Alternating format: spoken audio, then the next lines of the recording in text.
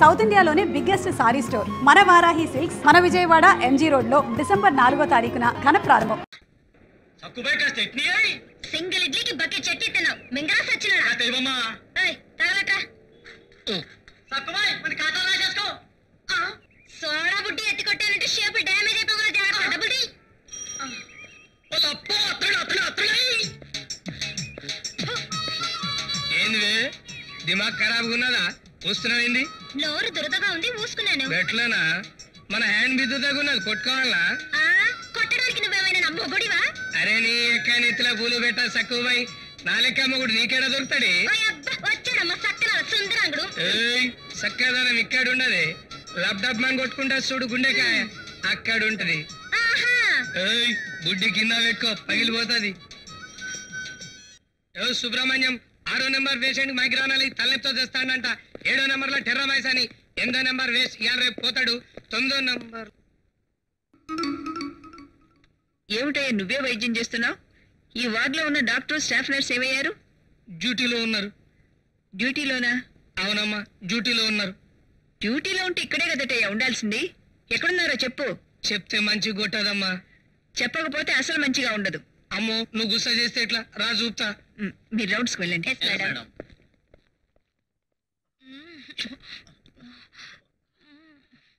జరా ఇంటర్వెల్ ఇవ్వండి. డాక్టర్ అంటే మానవ రూపంలో ఉండే దేవుడని పేద ప్రజలు భావించి ఇక్కడికి వస్తారు. అలాంటి పవిత్రమైన ఆలయంలో ఉండి ఇంత అసభ్యంగా ప్రవర్తిస్తారా? మెమో అందుకోవటానికి సిద్ధంగా ఉండండి. ఇంకా పనేమున్నది? 24 గంటలు డ్యూటీలోనే ఉండండి.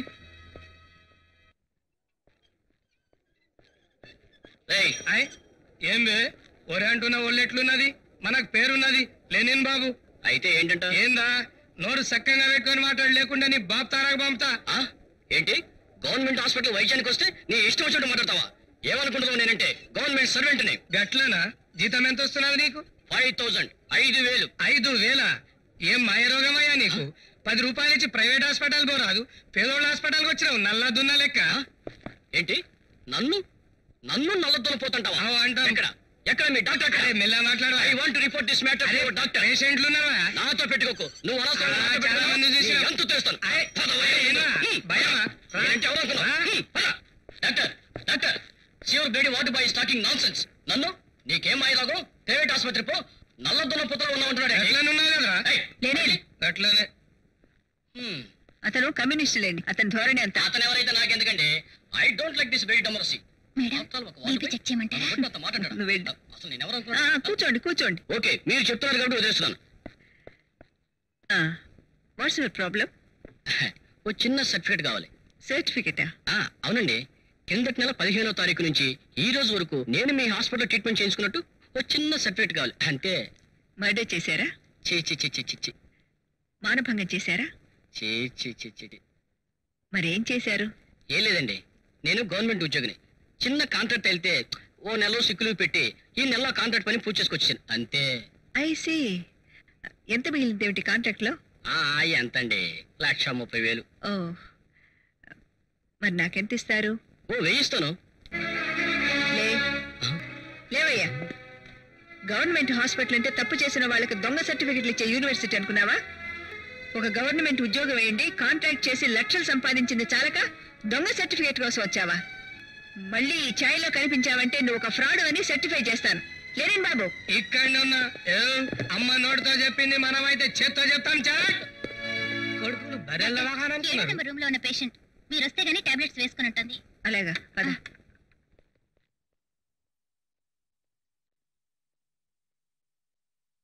ఏమమ్మా మందులు వేసుకోనన్నావట? అవునమ్మా, 3 రోజుల కిందట మీరు రక్తం ఎక్కించమని చెప్పారు, కానీ ఇంతవరకు ఎక్కించలేదు. ఏమయ్యా బాబ్జీ, బి పాజిటివ్ లేదన్నావట? అవును మేడం, స్టాక్ లేదు. అదేమిటయ్యా, నిన్ననేగా 10 బాటిల్స్ వచ్చినాయి. మందనుకొని తాగినావా బిడ్డ? అవేమో నేను చెప్తానమ్మా, వీడు వాటిని ప్రైవేట్ హాస్పిటల్ వాళ్ళకి అమ్మేసుకున్నాడు. నాకేం తెలియదండి. ఇదేట్రా బాబ్జీ, పేదోళ్ళకి అన్నం ఎలాగూ పెట్టడం లేదు, ఎవరో మహానుభావులు దానం చేసిన రక్తం కూడా దక్కనీకపోవడం ఏంటంటే నీ అంతు చూస్తానని నన్ను బెదిరించాడమా? నిజమేనా? అది కాదండి. ఇంకేం మాట్లాడుకు, నేను సస్పెండ్ చేస్తున్నాను. వాసంతి, లెటర్ టైప్ చేయించి తీసుకురా. సూపరింటెండెంట్ గారితో సంతకం పెట్టిస్తాను. ఏంరా ఏందట్లా చూస్తున్నావు? కొడతావా? బొక్కలు ఇరిగిపోతాయి బిడ్డ. వసంతి, మీ బ్రదర్ లైన్లో ఉన్నాడు. Thank you. హలో, ఏమ్మా నన్ను హాస్పిటల్ భోజనానికి రమ్మన్నావు కదా? సారీ అన్నయ్య, మర్చిపోయాను. ఇక్కడ బ్లడ్ బ్యాంక్ ఇన్ఛార్జ్ ఫ్రాడ్ చేస్తే అతని నాన్న పట్టించాడు. అతను సస్పెండ్ అయ్యాడు. ఆ గొడవల్లో పడి. ఐసి, సరే నువ్వు నన్ను అక్కడే వెయిట్ చేయండి, నేను వచ్చేస్తున్నా. Okay okay.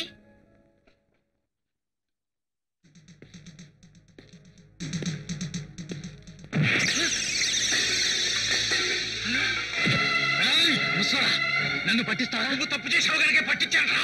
అయితే దానికన్నా పెద్ద తప్పు చేస్తున్నాను రా. ఏ శిక్ష విధిస్తావు విధించు.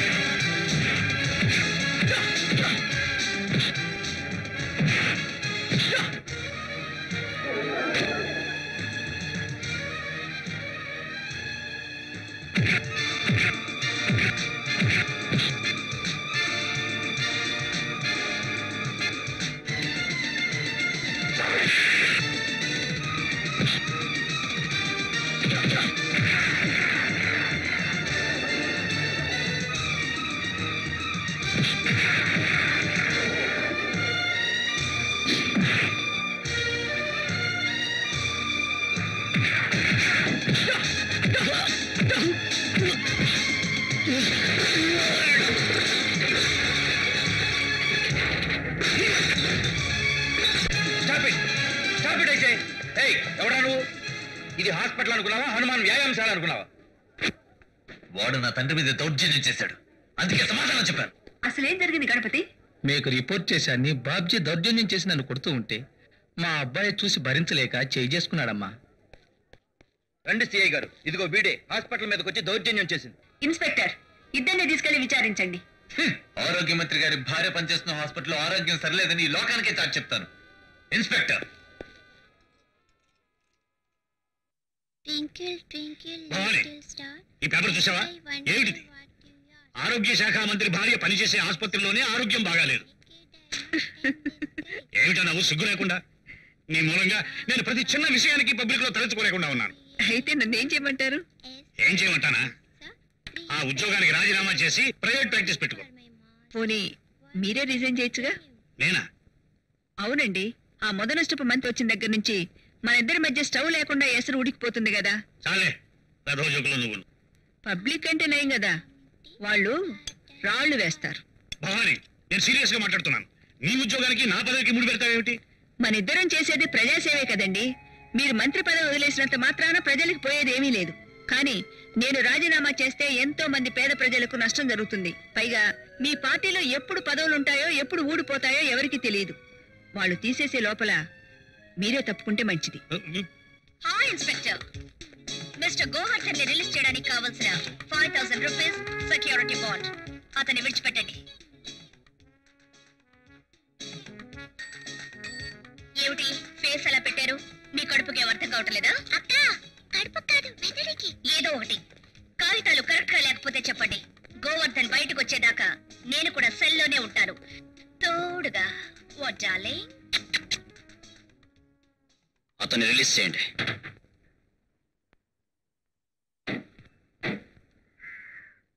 బాధపడు గణపతి, నేను సస్పెండ్ చేయబట్టే కదా వాడు నేను కొట్టాడు.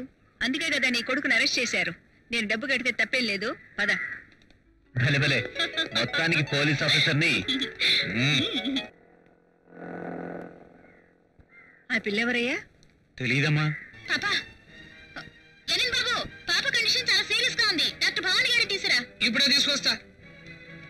బాగైపోతుంది, నువ్వేం అధైర్యపడదు. అమ్మా 7వ నెంబర్లో పిల్ల సావు బతుకులున్నది, వసంతమ్మ రమ్మంది. రావు గారిని ఎట్టుండవమన్నాను? మీటింగ్ పోయిండు. మీటింగ్కా? అవు, సర్కారోడు ప్రైవేట్ ప్రాక్టీస్ వద్దని చెప్పిండు కదా, వీళ్ళందరూ స్ట్రైక్ చేయాలని చూస్తున్నారు ఈడ.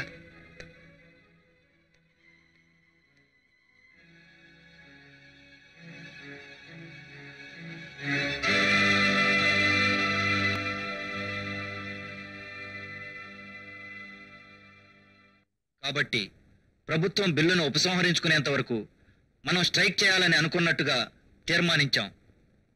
మరి టెంట్ ఎక్కడ వేద్దాం? ఈ పాప సమాధి మీద వేయండి.